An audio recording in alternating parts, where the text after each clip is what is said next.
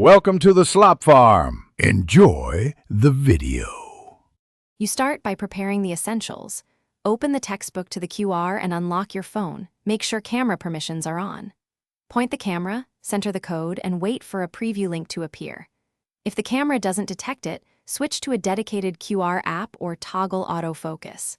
Once the link appears, tap it to open. You're now moving from physical page to digital resource, which saves time and gives direct access to supplemental content. Once you open the link, check that the site is secure and matches the publisher. This protects your data. If a login is required, enter course or publisher credentials and enable two-factor if offered. Now choose the resource format. Tap PDF to download, select video to stream, or open interactive modules in the browser. As you access content, use bookmarks or download for offline reading, and make sure media plays correctly before you close. To finish, save or bookmark the material and sync it to your cloud storage so you can resume on any device. This prevents losing annotations.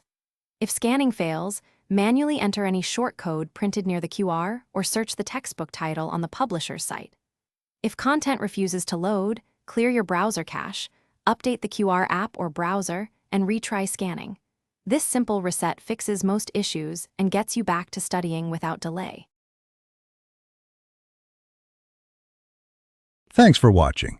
Consider subscribing if we helped you today.